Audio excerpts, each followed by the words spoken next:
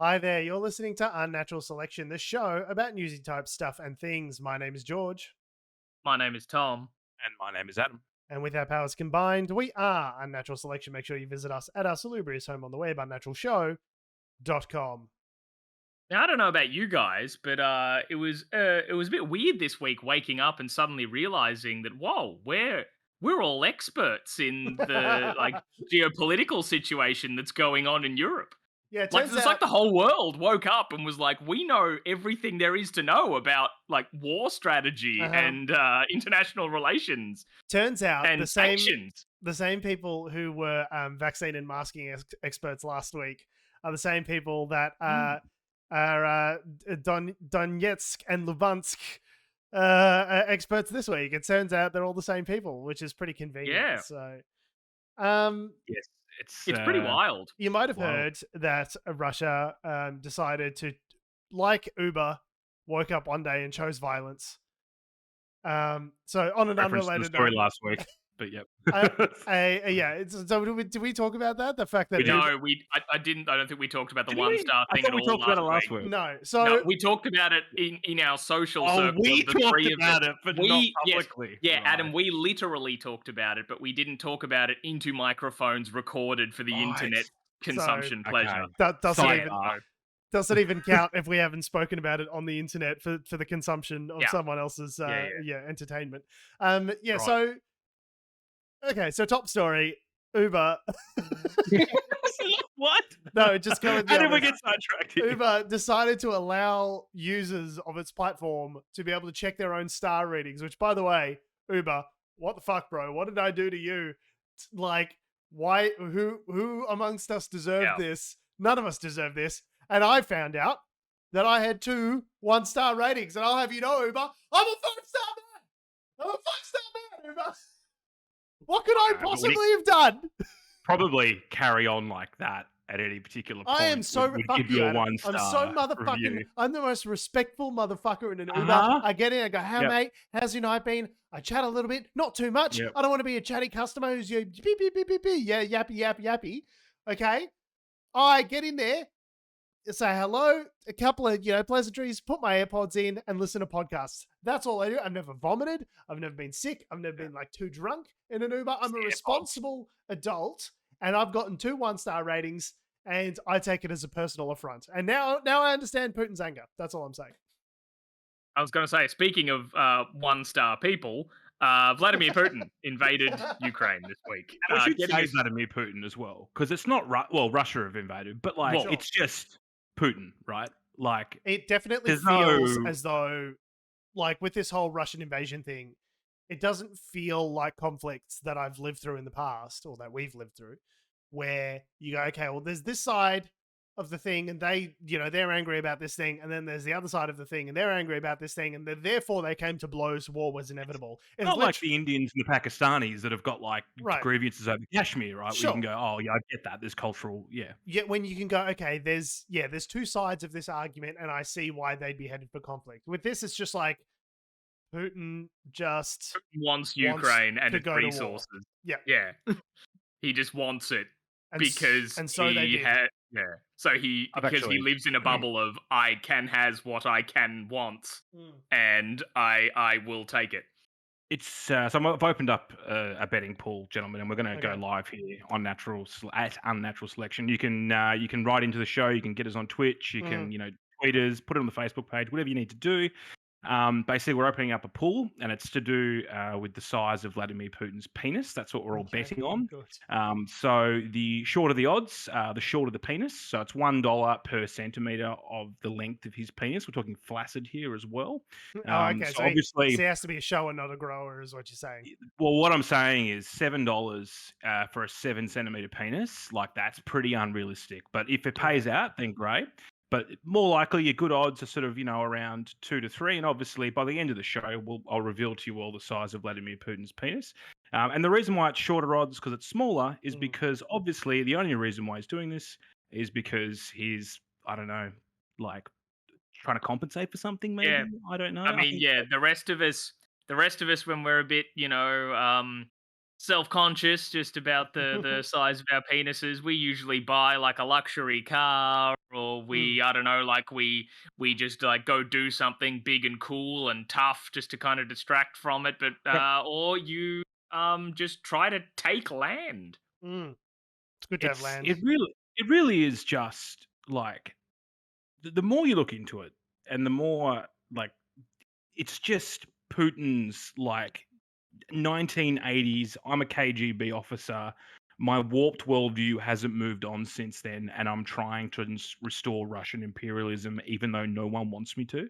A lady from a news source put it to me the other day. She was like, "It's like, past imperialism doesn't justify current expansionism. Like, it'd be like Britain turning around and being like, we want India back, thank you,' or Spain being like, can I have the Philippines, thanks." Oh no, I definitely hear like Hooked on a Feeling as the background track to this invasion. Also, you know what I mean? Like it's just like very 80s, big shades, the highway to the danger zone, that's definitely the vibe. This is just like Cold War bringing it back, baby. And part of the moved on, but Putin's got this thing in his head where he's like, "Oh no, well, I guess everyone's still," and there's an echo chamber around him. Yeah, he's isolated himself because of bloody COVID.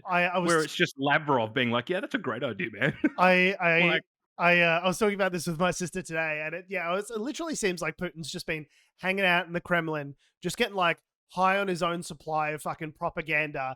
And he just, like his speech that he gave the other day where he's basically threatened to release nukes if anyone, came up against him, said he would unleash a power, unlike the world has ever seen or something like that. And it's just like, I think you've just been like, chroming on your own fucking, Russian propaganda. He's just sitting there watching RT News and just like jacking it all day, every day for the last couple of years. He just needs to go outside. He needs to go and see Uncharted. He needs to go and see the new Spider-Man movie. You just need to get out, Vlad. And you just need to go see a Tom Holland movie, is what you're saying. That's what everyone needs, is a bit of Tom Holland in their life. Like the man's a specimen. What can I say? No, but seriously, it's quite terrifying what's going on, because I think I don't know, as I say, even though I jest earlier in the show of waking up and being an expert on war strategy and geopolitical relations and things, I actually didn't quite know what to expect. Sort of once I saw the news of, oh no, okay, Russian forces have entered Ukraine, initially under some pretense that the most eastern regions of Ukraine were recognized as independent and also full of neo-Nazis that were genociding Russians, like some sort of horseshit story. Unhinged. Vladimir Putin is so unhinged that I expect his jaw to open up and him to swallow Vladimir Zelensky. Like, that is how fucking unhinged this whole thing is. He goes, we're going to talk to the Jewish leader of Ukraine about denazification for this made-up fucking... made-up fucking pogrom. There is a slither of truth to it. So there are some far-right militias that are involved. Have you ever met a militia that didn't have a handful of neo-Nazis in it? Yeah, that's why they get together. Yeah. By that justification, Canada should just annex the states. Show me a country that doesn't have a faction of fucking Nazis in it, because for some reason that's the world we live in now. But to come up with this, this literally Hitler-esque reasoning to just suddenly invade a neighbor territory. 1930s. It's like very 1930s. But so when I first heard that, sorry, back to my original point. When I first heard that, I was like, oh, okay, they've entered that side of the country, and I was expecting the slow burn, essentially, of nope, they've entered in there. And then next day, I'm hearing they're advancing on Kiev. Chernobyl has fallen. All these sorts of things. Being like, oh, okay, no, this is just he's going hard and he's going fast. It's happened so fast I can't quite sort of wrap my head around I don't think it's actually hit me yet. The disinformation as well is crazy. We don't really know what the casualties are. We don't know. We know roughly where some of the troops are, but they've had paratroopers in certain locations, airstrikes in different locations. So all the reporting. So the Russians are controlling their side of the media and probably putting some stuff out to us as well in the West. But also, the Ukrainians would be doing the same thing on their side to a certain point as well.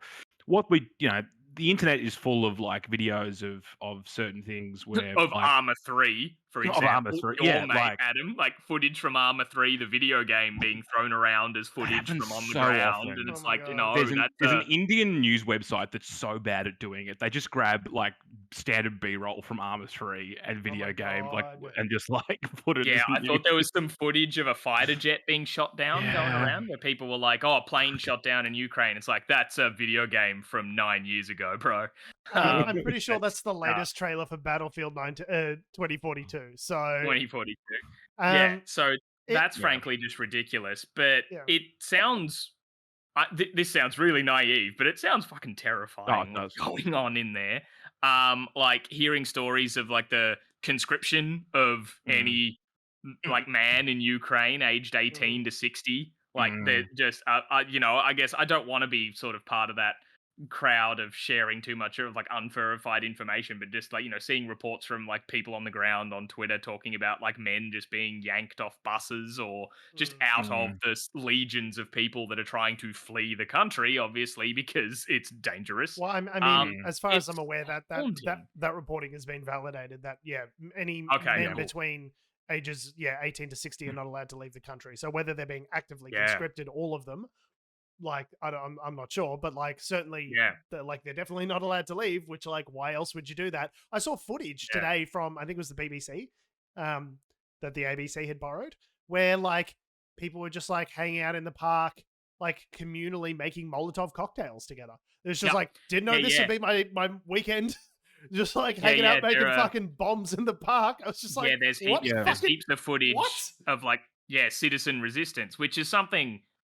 Yeah, I've had such a weird feeling of both like a kind of like, you know, fear of that a war's going on and just that's awful. But at the same time, like kind of that on your pride, seeing them like, you know, seeing like Russian trucks are going down streets in Kiev and just regular people are molotoving them.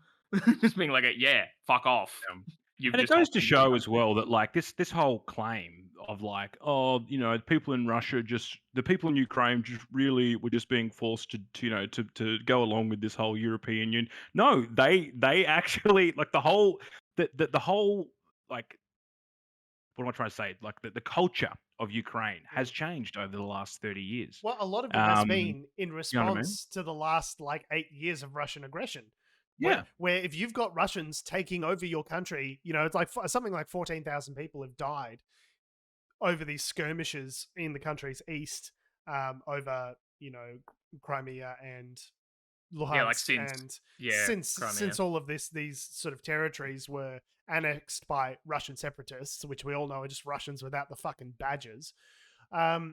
You know, like 14,000 people have died. So like, yeah, it's shifted public opinion pretty substantially to be like, hey, we fucking hate these guys. Like before they might have been, yeah, we have shared history in the Soviet Union. And, you know, like I think maybe 10 years ago, the majority of Ukrainians might have bought into that to some degree, but like certainly not the case now. Like no one buys it. Like no one on the geopolitical stage buys the reasoning. No one on the ground buys it. Like even people in Russia are protesting on the streets, which is like a fucking crazy thing to do in Russia. Yeah, given- that's allegedly insanely brave. 1,700 people were arrested in Moscow. Allegedly, 1,700 people arrested, not protesting. Yeah. They were arrested.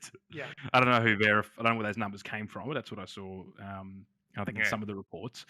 So yeah, Well, like dangerous protesting Putin is. So Jesus, that's big.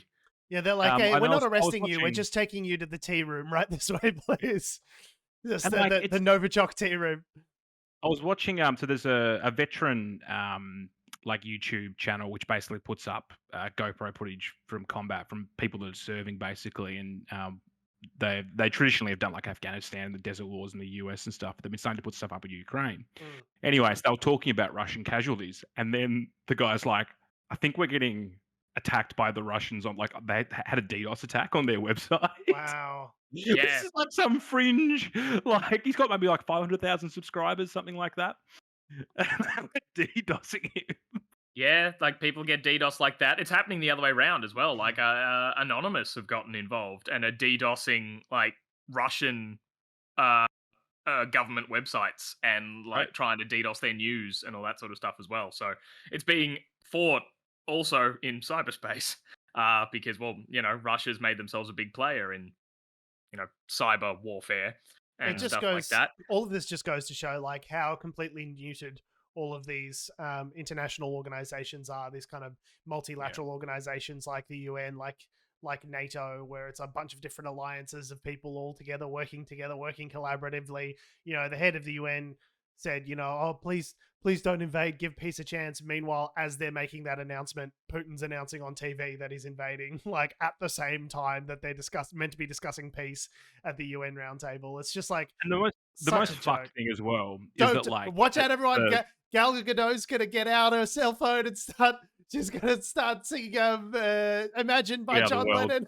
No, watch out, the celebrities are getting involved.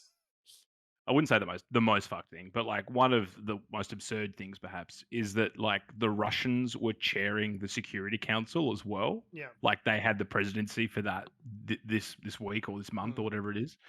So like, yeah, the Russian guy's just like, and I cede the floor to this representative, and then like they'd be like, "Why are you invading us?" And he's like, I'll take that as a comment. Famous Take that Tony as a Jones. comment. Famous Tony UK, Jones. you can have a chance to speak. Take that Just as a like, comment.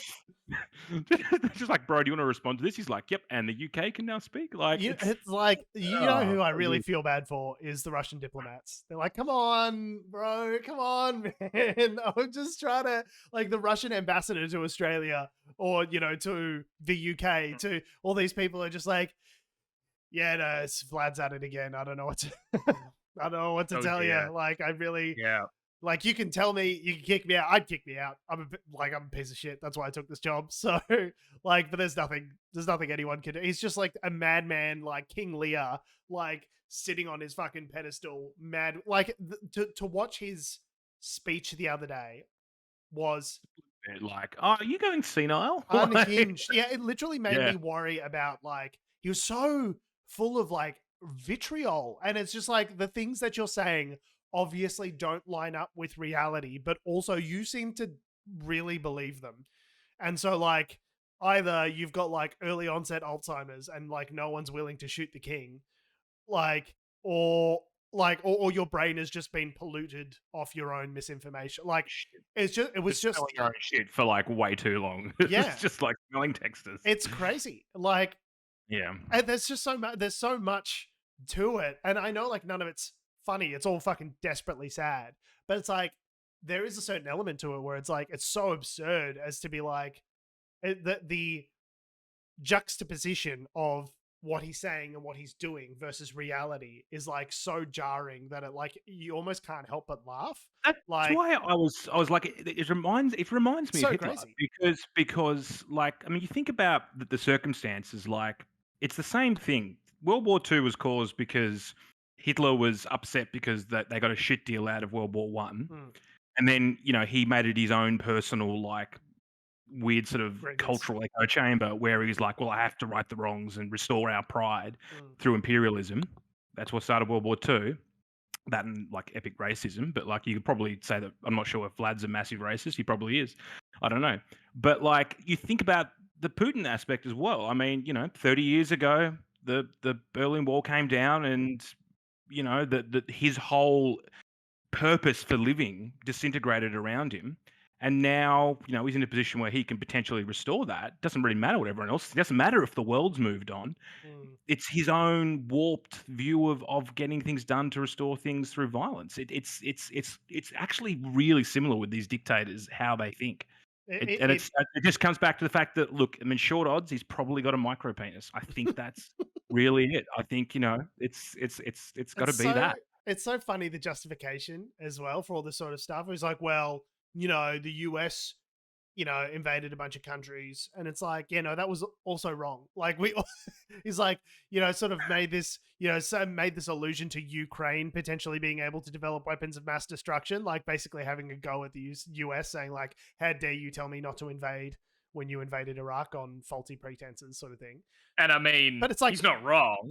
But they were both yeah. wrong. This is like whataboutism with World War consequences. Yeah. Like, just like the US was wrong to do that, and you are also wrong to go in. It's just like, just because someone else did a wrong thing doesn't mean it is now okay for you to also do that same wrong thing by pointing out how wrong the other thing was. Like, I've also been enjoying the way, like, all of us, like, literally everyone else in the world has been saying, this is a war. You have declared war on Ukraine. And they call it a special military operation, which feels like the interwoven metal structure of this conflict. It is. Like, let's just call it something else. Why would the pretense? Why would the pretense? Just declare war. Just do it. Stop, stop with the foreplay. Just stick it in. Just stick it in. He doesn't have anything to stick it in, Joy. That's the micro penis. The micro penis.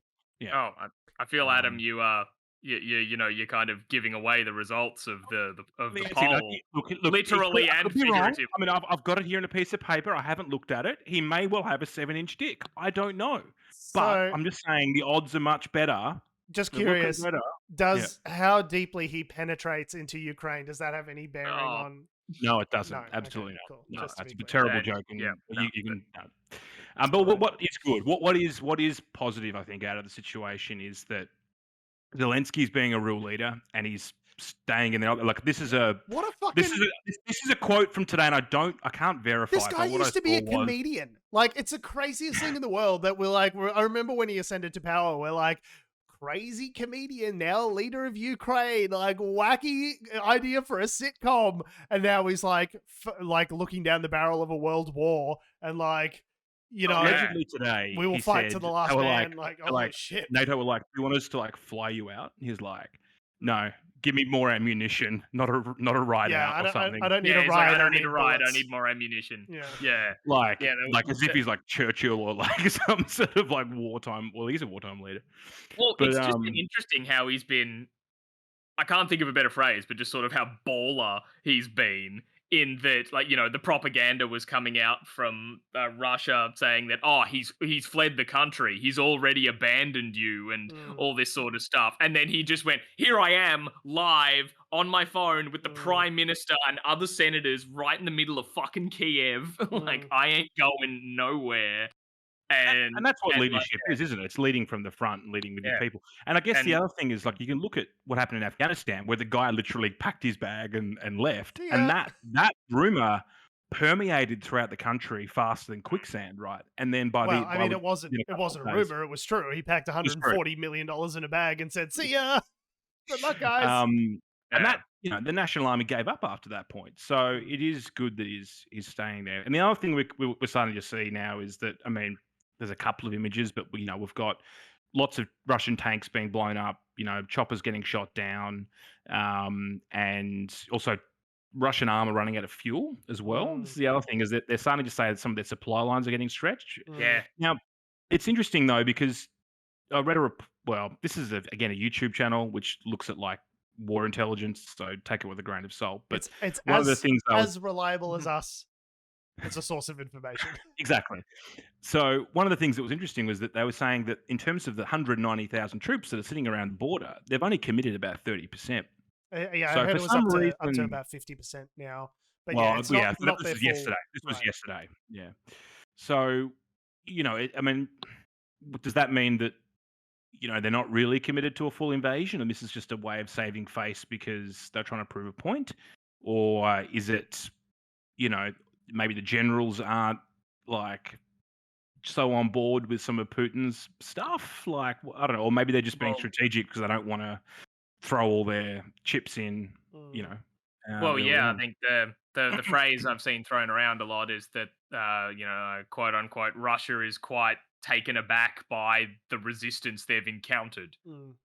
So I don't know if that's just good strategy on Ukrainian side, being home turf and all this sort of stuff, or if they honestly just thought they would roll over and show their soft tummies when they rolled in. Like, the Ukrainians are made of the same like hard Eastern European shit farmer. Like, they come from the same stock as you guys. Like they are, as adamant as you Russians are about your fucking territory and your homeland and all that sort of stuff. Ukrainians have been like right there next to you throughout that whole process. They are equally as hardy. So I wouldn't expect And they want to remain independent. I can't get a fucking rat test, still from my local pharmacy, but they're handing out AK-47s in Ukraine. I can't get a fucking rat test, but the Ukrainian fucking government mobilized like, you get an AK-47, you get an AK-47. Like they are committed to not allowing the Russians to roll in. Now, obviously, like they're a superior military force. It's to a large extent, it's not really up to them. But yeah, there's a lot of talk now, and I don't know if it's just the media narrative trying to spin it in favor of the West, but it's like, like the longer they're in there, the more problematic it becomes. They thought it was going to be sort of quick war's a good war, and now it's going to be protracted. But like all of this seems to be forgetting that like this is just like fucking up innocent civilians' lives. I don't know if it's just because they're white people, all of a sudden we can relate to them. If it was Uganda or something, maybe, the Australian public and media wouldn't give a shit. But like, and they're like, oh, look, it's white people. White people could be like us. You see these images of kids and, families crying and, I saw this one, video where they showed some unexploded ordnance that had landed in a playground, and it's like, it's actually like, these are people's lives that you're fucking up people's lives. And this could just as easily be you or me or anyone else. Yeah. Like we're just lucky that we happen to be shat out here in Australia as opposed to there in Ukraine. These people were just living their normal lives up until last week. And now they're in a state of war for no other reason than to satiate Putin's gigantic ego. Like, Micro penis. Yes. Yeah. Sorry. Yeah.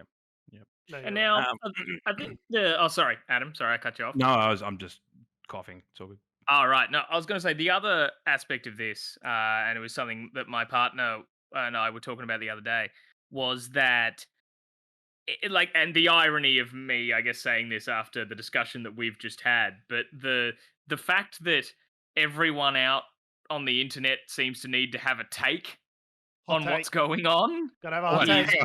Is fucked. Sorry, guys. Like, yes, we've just been talking about this for a while now, so ha, no need to point that out.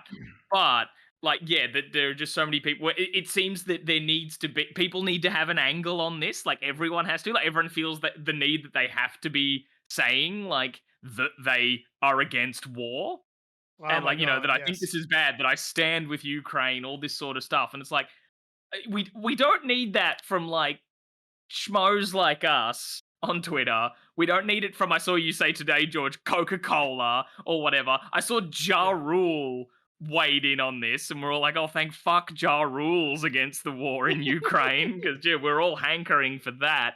But then it's also becoming like, it's of course becoming the thing that like right-wing politics are twisting. Like one of the, like right-wing, like alt-right shitheads have been twisting around. For example, I saw someone saying like, oh, in this meme format of the left, punch Nazis, Russia tries to denazify Ukraine, the left, no, not like that. I'm like, oh, great. So is that the take? Is that where the discourse is going now? Fucking Jesus. Where did you see that meme? Just like some, fuck, someone retweeted it being like, what the fuck? I need to get it. That's not what this is about. But yeah, like, be on Twitter and not on Twitter at the same time. Let me do you a favor, Adam. You don't want to be on Twitter. Don't do it. We'll give you the highlights. But then there's also the responses from like, obviously you expect these from like other politicians and all that sort of stuff, because I guess it's world politics. But from our very own, definitely in no uncertain terms, not a rape apologist, Peter Dutton. We cannot be clearer. The words rape apologist and Peter Dutton should never be in the same sentence, because he is not a rape apologist. Peter Dutton is not a rape apologist. We cannot be clearer. Yeah, Peter Dutton, rape apologist. He is not. Thanks, Yoda. He has brought out. He brought out a tweet the other day, just talking about I guess, I'll quote him here. Tonight, our thoughts and prayers are with all Ukrainians, the women and children huddled in bunkers, families enduring sleepless nights, and those here in Australia concerned for loved ones. We denounce Putin's senseless invasion and thuggish violence in the strongest terms. And as everyone was very quick to point out, it's like, sure, your thoughts and prayers are with people who are suffering in war-torn countries until, of course, they decide to leave and try to come here. In which case, you like to lock them up in forever torture rape camps. Not rape. Fuck yourself, Peter, is what I can say to that. Yeah, it is interesting how there's a lot of empathy, lots of thoughts and prayers, but you're the defense minister and you could do something about these problems. Well, A, you could do something, but B, it's rather like than just thinking and yeah. praying about this, it's like if only we had someone who was in charge of a really big portfolio of the government who had command of budgets and could maybe help some of these people. But no, it's only when it's a little country that doesn't have nukes like Afghanistan. Then we're like, fucking freedom at any price. Fucking come in here, get me freedom. There's no price too high to pay for freedom. And then like, when it's Russia, they have nukes. They're like, if only they were a member of NATO. Thoughts and prayers. Peace out. But I feel it's such a one, he could do something about it as fucking defense minister, but it's also just showing it's showing the inherent, I guess, racism behind our country's policy on refugees and things like that, is that whenever we talk about people trying to come here by boat, seeking asylum, not through the regular channels, through the back door, not the front door, as fucking Tony Abbott put it or whatever, that we don't get it when it's brown people running from the Middle East or anywhere like that, but white people are fleeing a war, and we're like, oh my god, how awful, how terrible, how tragic. We totally understand how you just had to pack a bag and go. And yes, of course, come in. Our thoughts and prayers are with you. It's like, this is exactly the kind of situation that the people we put in detention centers were escaping. Yeah, if you're a gay guy escaping, hate crimes in Uganda, go fuck yourself. Should have got in line. But if you're a white guy from the Ukraine, thoughts and prayers, peace and love, give peace a chance. Let's wheel Gal Gadot out on a fucking gurney just to do a video on it or something. I don't know if they've actually announced specific refugee numbers for Ukraine yet. I know they were talking about it, but it would be interesting to see if we roll out an official policy like they did with Afghanistan, which, I mean, the thing is, whatever they do, like, they would want to make sure that, like, it would look pretty bad if they let all the, like, Ukrainians in, like, let's say 20,000, whereas I think with Afghanistan, it was like, what? Like 8,000? I can't remember how many it was, but it was less than the number than they were. Yeah. And that's, a really interesting comparison, is that the government's response to some of that stuff here, we're sanctioning Russia, and it's been, probably useless really in the scheme of things, but it's a headline.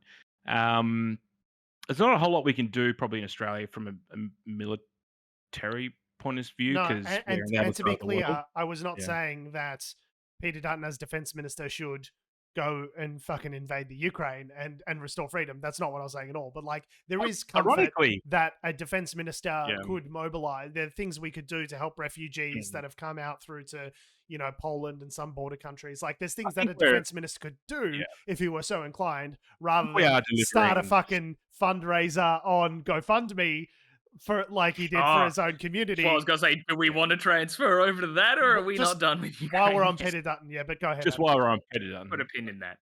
I'll just want to say, we are, I think, contributing some humanitarian stuff. Ironically, Australia is probably in a better position to, if there were to be combat troops on the ground, we're kind of in a better position in some ways because we're not a NATO member. But like, it would still be bad because it would just escalate things. And that's the main thing. Everyone's afraid of escalating it to some sort of nuclear war, which is probably fair enough. But yes, Peter Dutton. Yeah, I was going to say, let's leave. I guess let's leave Ukraine behind. Just for that story. But that'll develop over the coming weeks. It's all fucking awful. Oh, they got kicked out of. Well, certain Russian banks got kicked out of SWIFT, the money transfer system, which is interesting. Which the sanction stuff is interesting. Which Putin said, years and years ago when they were being sanctioned over their initial sort of push into Ukraine. They said it'd be a declaration of war if SWIFT kicked them out. If they got SWIFT taken away from them. So Well, yes, the sanctions do seem to be trying to hit Putin's rich friends rather than crippling the Russian economy. It's more like, let's try and freeze all these assets, because all these assets, as I understand it, aren't his assets on paper. They're all being controlled and hidden by like other oligarchs, because he only gets $100,000 a year as the president. So he's a man of little means, apparently. There are substantial financial reserves that Russia's been building up over the last $600 billion or something, I heard. to sort of cover a situation like this. And I think they've also, and this is why China's been mysteriously quiet during this whole thing as well, because they're looking at Taiwan going. You're saying China looks at Taiwan the same way that I look at nanoleafs. I'm like, oh, it's good, but it'd be expensive. Yeah. But they've got some certain trade deals with China in terms of being able to, get wheat and things back and forth. So they're not being, the Russian economy is pretty resilient at this point because they've already had the shit sanctioned out of them before. So whether it be through Syria or Crimea or whatever else. But I did notice that a bunch of cryptocurrencies took a big jump after the SWIFT news. So I was like, is that oligarchs trying to, kind of trying to move some things around, sort of, behind the scenes sort of thing, or is people freaking out about the stock market, or like I was just like, I was like, why is fucking Ethereum up 10%? What's going on? I was like, the Swift thing. Okay, that makes sense.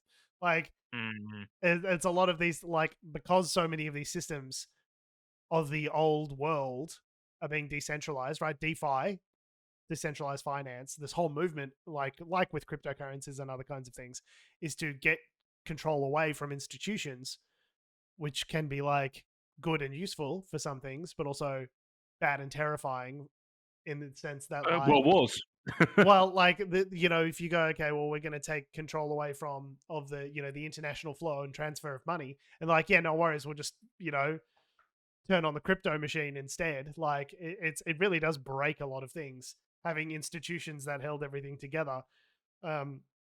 As flawed as those institutions have been, as we've seen over COVID, it's like still better than everyone just doing whatever the fuck they want, which is what seems to be happening now. But yeah, anyway, so speaking of people who do whatever the fuck they want, Peter Dutton.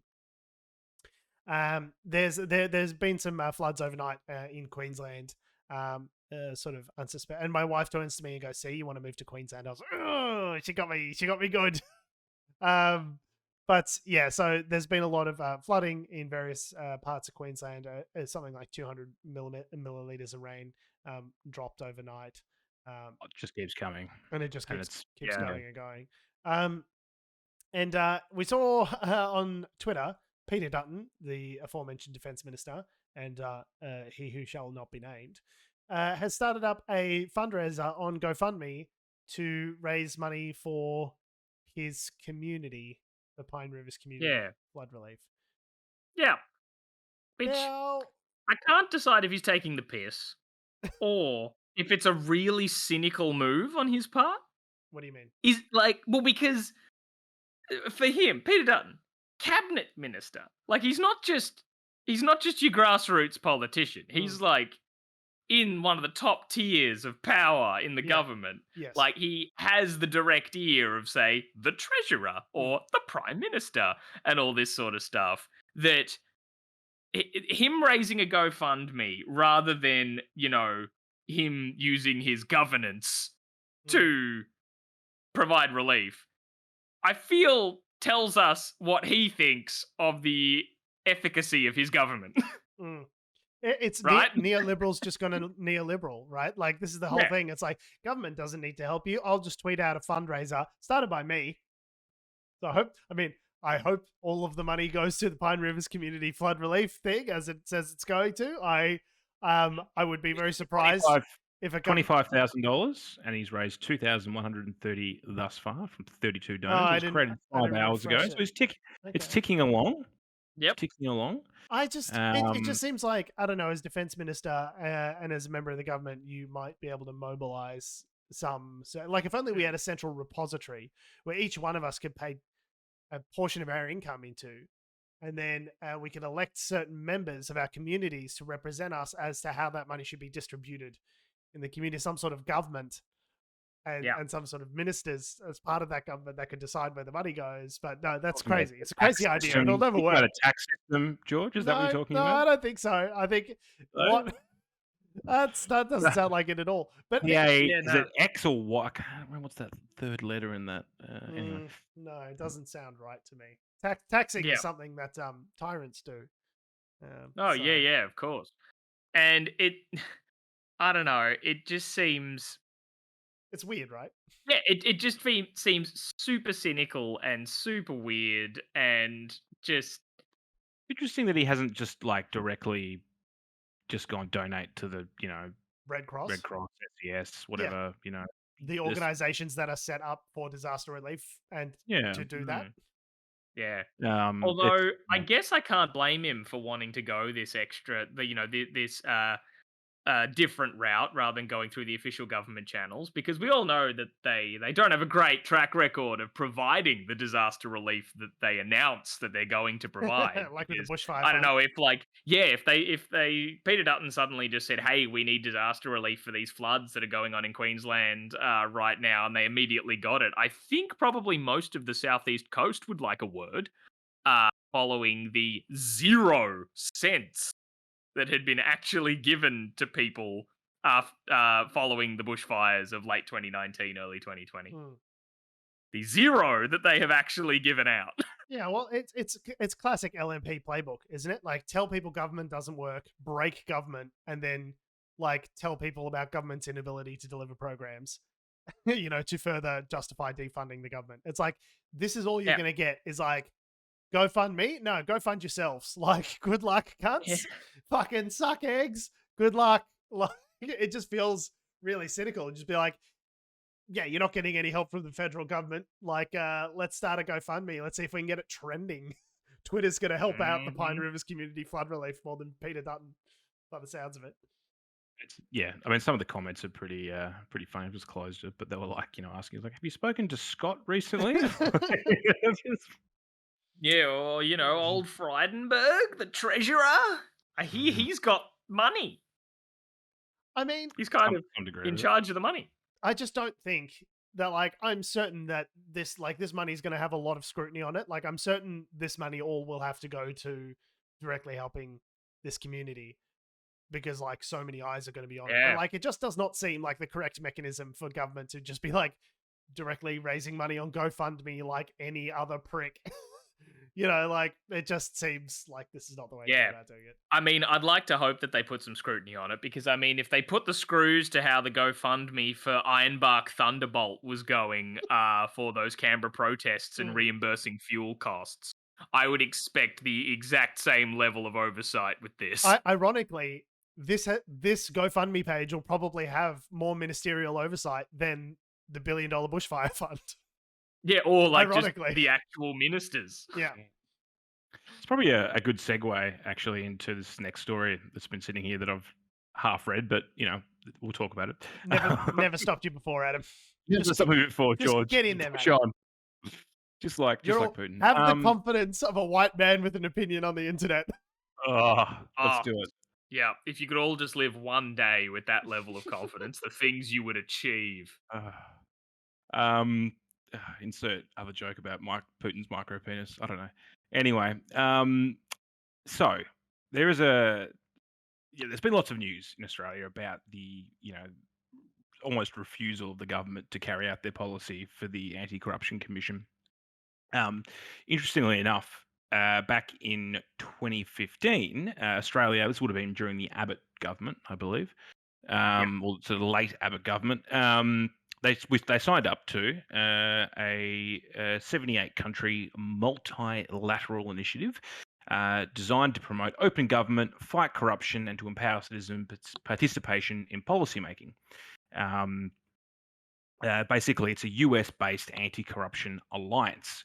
And we've received a bit of a warning from the, leaders of that organization, because turns out, to be a part of an organization, there are certain obligations that you have to fulfill and certain tasks that you need to complete.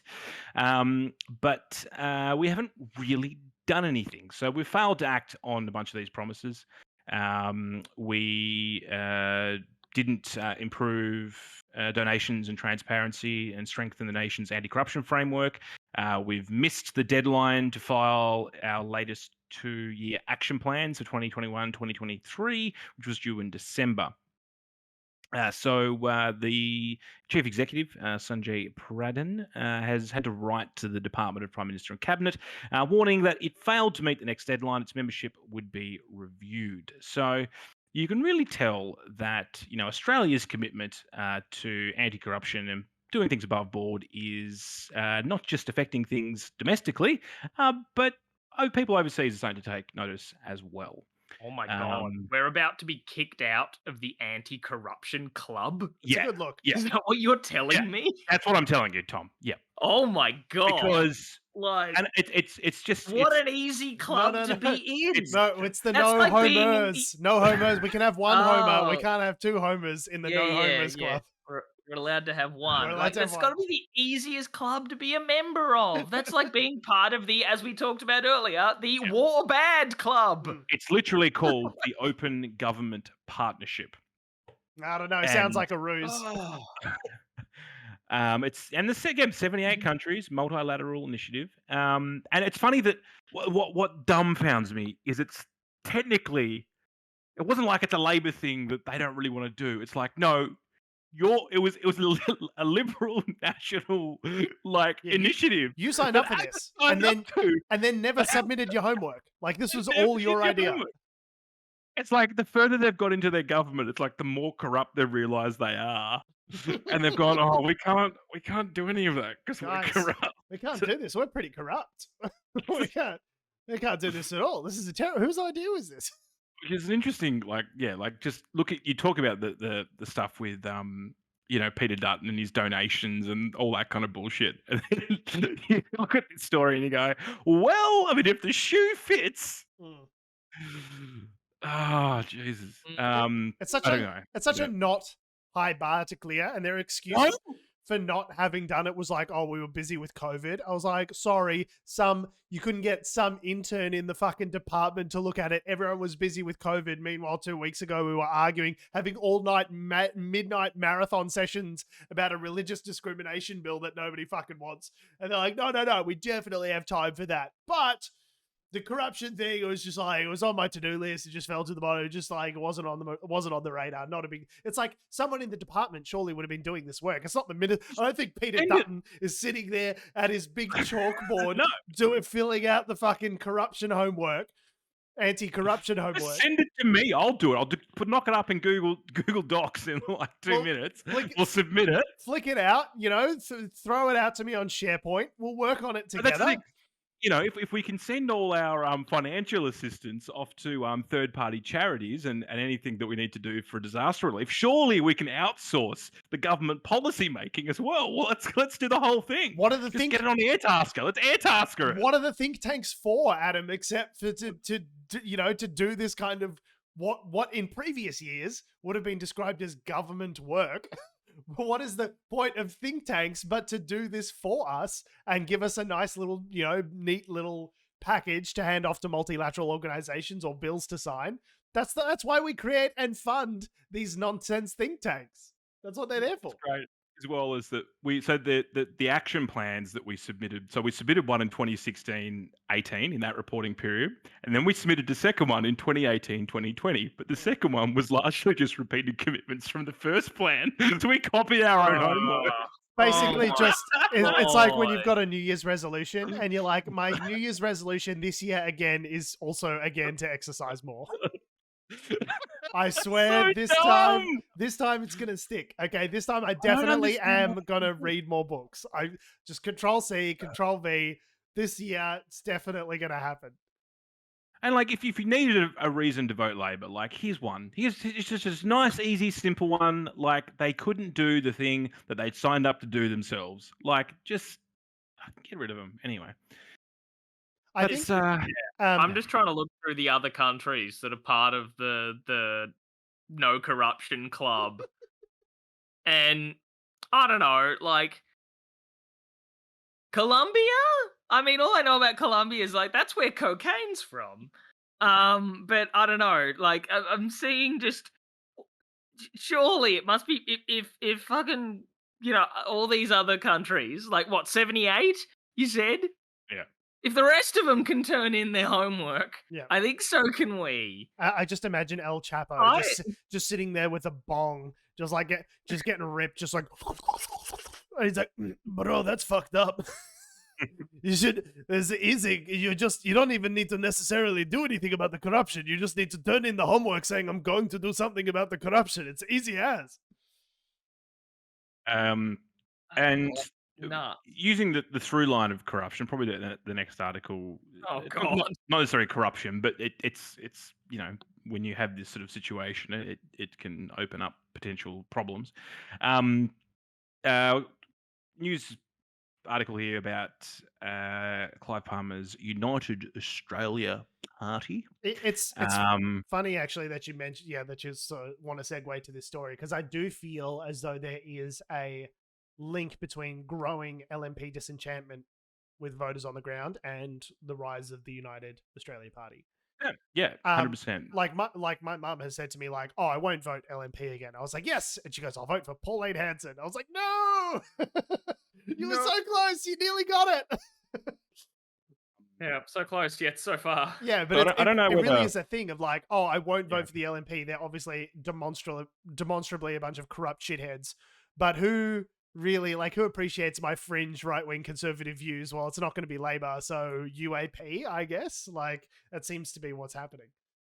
And this is part of the problem, is that if you get disenfranchisement, they go to parties that are waiting in the wings. Now, the United Australia Party, it's been around for a while. Clive Palmer's been in and now out of Parliament for a while now, but his party is going along strong. And every election, he puts basically more money than the other parties combined into his election campaigns, basically. It's amazing that he's got all this I don't know whether you've seen it. That he's got all this personal money to spend on this, but he didn't have enough money to pay out the people at his Queensland nickel refinery when that went belly up. And he's just like, "Oh, sorry, me not have no money." He turns out pockets. And then meanwhile, he's got whatever it is, $80 million to spend on an election campaign. Like, it's such a fucking joke. Not to mention the lawsuits against Mark McGowan, but that's probably another story for another time. We could do a whole 6-part like criminal, serial-esque podcast series on fucking Clive Palmer. Just be like episode 4, Jurassic Park. Yes, I forgot about that. Remember that one? When he wanted to make the Titanic, like, and that was just just a chapter. It is, this time it's personal. So yeah, I mean, if you've been living probably anywhere in suburban Melbourne, I'm sure it's happening in other cities as well. You would have seen the big yellow signs on the sides of the road that talk about, don't trust the Greens, don't trust the Liberals, don't trust Labor, throw them out, and all this kind of shit. And they've been there for months, right? They've been ramping up. The marketing team at the UAP has been buying ads, buying billboards for months, and they've now, despite the fact they've only got a couple of members in Parliament, they have basically put out a full roster of candidates across many electorates, and they did something very interesting the other day where they put out an ad which says, "We're coming." We're coming. And it has the names, phone numbers of all of their members. I don't know if it has their regions necessarily. I can't actually see it. Tells you their states that they're from. Which newspaper was this in? So this was in... It was the front page of the ABC. It was weird. No, it was... I was just wondering, like, which newspaper... Multi-page ads featuring names and phone numbers printed across Australia's national broadsheet. I think that must have been the Australian. The Australian. I was going to say, are we sure the "We're Coming" headline wasn't from the newspaper rather than what they were announcing? They're just seeing this new party coming in and they're like, "Oh, oh God, let the bell ends come." It was a direct quote from Rupert Murdoch. It was, it is crazy. Yeah, the Australian. $30 million in an advertising blitz since last August till now. And something like that, I read somewhere they're spending like 400 grand plus a week on Facebook advertising and all this sort of shit. Like, it is a crazy amount of money. Like, we worry about, Labor got 45 grand from Santos, and that's, and the Liberals got 23 grand from Santos, and it's like, what's that going to do to and it's just like, meanwhile, Clive Palmer's just detonating money bombs in the political advertising landscape, just like setting fire to piles of cash. Yeah, you don't need donations from like fossil fuel companies and all that sort of stuff when you yourself are the fossil fuel company running the party. We're skipping a lot of inefficiencies. So what we've got now is a completely vertically integrated value chain where the fossil fuel company not only pumps the fuel out of the ground, not only upvalues it and then sells it to the consumer, sells it at the pump. They own the pump. They also own the politicians and the political parties, thus creating a completely integrated value silo. Opening bids are $3 trillion. Thank you. Yeah, I mean, at this point, let's just elect Rio Tinto as Prime Minister.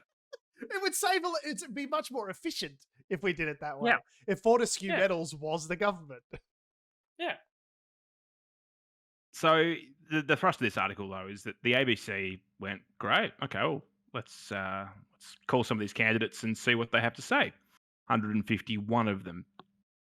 Turns out it wasn't as easy as they first thought. So a couple of disconnected numbers, which is a great start. Yep. Some of them didn't answer or didn't reply to requests for comment or for whatever else, and then a lot of other ones just reported them back to the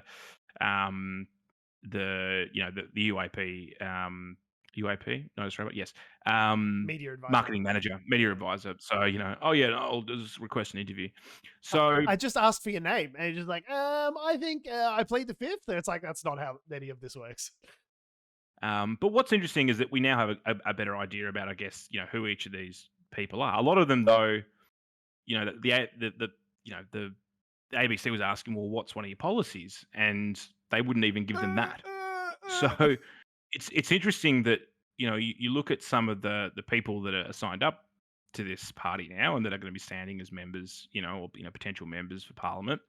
Like, for instance, the party's candidate for Patterson in New South Wales, Jason Olborn, contributes to the anti-vaccine website Million Mums and runs his own citizen journalist page where he downplays the efficacy of COVID-19 vaccination. That's so fucked, by the way, because Million Mums comes from, was it Million Mums or Million, something like that, is the name of a group in the United States that's against gun violence.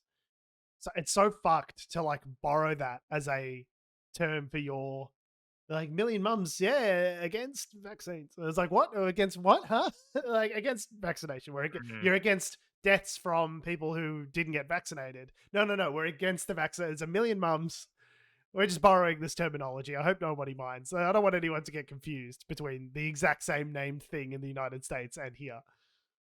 There's other, like, sort of alt-right, or not alt-right, but like right-wing. I think it's fair to say alt-right at this stage. Like, well, yeah, I mean, what they're saying, influencers have joined the ranks. The candidate for Flinders is Morgan Jones, who was linked to the Reignite Democracy Australia, which is one of the driving forces behind Australia's anti-lockdown and anti-vaccine protests in Melbourne. Yeah.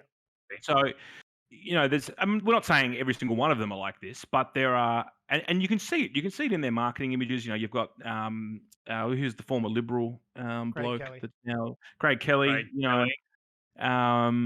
Is a driving force behind all this. A lot of these people are moving to this party because they're happy to take the and Clive Palmer himself has been notably sort of anti-lockdown, anti-mandate, whatever else. He was in hospital this week for COVID, wasn't he?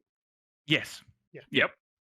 Anyway, he's been sent home now, I think. But like, this party is attracting the fringe, right? And it's only because the LNP gave them legitimacy by, allowing people like Craig Kelly to remain within the party for like prolonged periods of time. Like, they've given operational legitimacy to this section because they were, up until very recently, they were trying to court this crazy vote.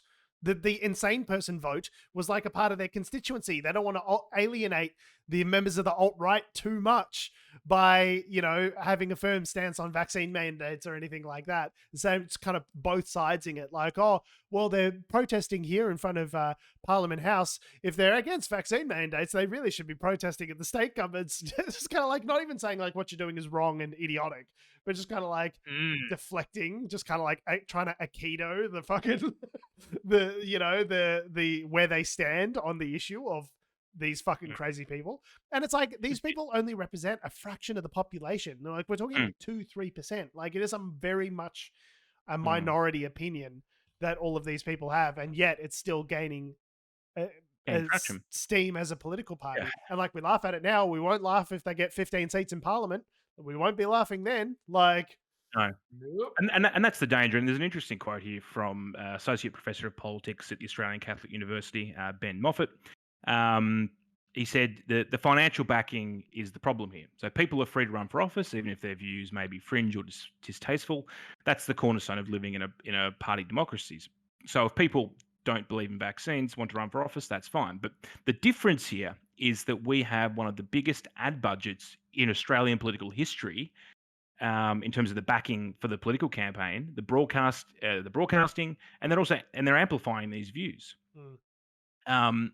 So, yeah, in the similar to the whole, like, whenever people get disenfranchised with the mainstream, they're pushed to these, parties here. And like, you look at the history of this party, like they do this every election. They pump it up full of random candidates that haven't been verified properly. And I guarantee you, and we'll do this closer to the election, but there's at least one spot sticker mowed into a lawn. There's always one. Yeah, there'll be a bunch of them, probably from a couple of different parties, but there'll be a bunch of people that were running that will no longer be running, that are on this list that will no longer be running at the time of the election because no. Trust us. UAP campaign list, final 4.0 final, definitely the final one for sure.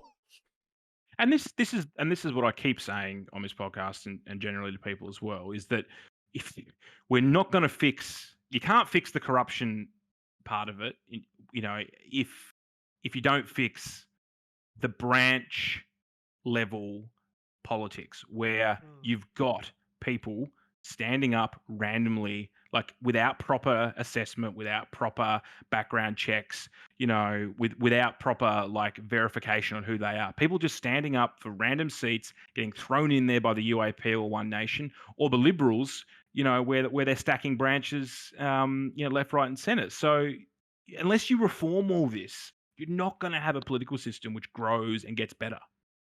Yeah, we're at the bottom. We're starting with shit, and if you start with shit, how do you expect us to do any progression? Yeah, it's like how the Liberal Party always says, like, "Oh, we don't want quotas for women in our party, but like we're not going to feed in any women at the bottom levels and let them progress up." It's like, well, it's like shit in, shit out. Like this is, are you telling me there's no qualified women in the country? We've searched all we've looked at all the women. There's not a single one of them that was qualified. It's of course, what you feed in at the branch level is what feeds up to local politics, which is what feeds up to state politics and ultimately federal politics. Like it is a ground up effort. And if we're just allowing, sewerage to seep in, then you're not going to get a souffle out the other side. Like this is what you should expect. There are some golden nuggets, probably in that list. Like for instance, Jackie Lambie, she was a United Australia Party member back in the day. She's now obviously got her own party. But at the end of the day, in the last 12 months, she's been a very vocal member and getting doing a lot of good work to I see that more as get on the right side of issues. I see that more as an argument for independence. Like you have Helen Haynes and Zali Steagall and these people who are actually independents and not affiliated with a party per se. I feel like the Voices of Independence movement is a much more reliable way of getting like well-intentioned thinking people into these roles who are looking out for their community rather than, running a list of, room temperature IQ morons on a slate of grievance politics that they don't understand. like you might get a Rex Patrick in there or someone, like by accident. but I think it's much more reliable to like vote for an individual who's got like a good climate change agenda rather than, advocating for a party and just like throwing a fistful of darts at the board and hopefully one of them hits the bullseye. Like it just is. It's such bad, greasy politics, and the fact that it's funded by a billionaire, but also presents itself as like, a populist movement, for the working It's the same class. thing like happened It's with just Trump, like, right? it's so psychotic. It's so backwards. Yeah. Like he doesn't give a fuck about you. He's there to be a spoiler and try and, potentially wedge Labor and get some power in order to be able to leverage the Liberals for policy that would be advantageous to his mining operations. Like it really is as simple as that. It's like, What's that? Yeah. it really is a It's like line an item for outcome. his business where it's like, if I make an $80 million investment, I might be able to get $120 million on the back end in terms of favorable policy. Like it's like it's an investment decision more than anything else. I hate Clive Palmer. On that note, so we are, and we always will be Unnatural Selection. Make sure you visit us at our salubrious home on the web, unnaturalshow.com. Make sure you follow us on all the social medias that are ruining the world, that have, do, or ever will exist at Unnatural Show. That's Facebook, Twitter, Instagram, YouTube, TikTok, and motherfucking Vine. Make sure you follow me on Instagram and Twitter at George Tsipos. You can follow me on Twitter at Tom D. Heath. You can follow me on Instagram at AC Doreen. Thanks for listening, guys. Love your faces. We'll see you next week. Maybe, if we haven't been cancelled. Jesus fucking Christ.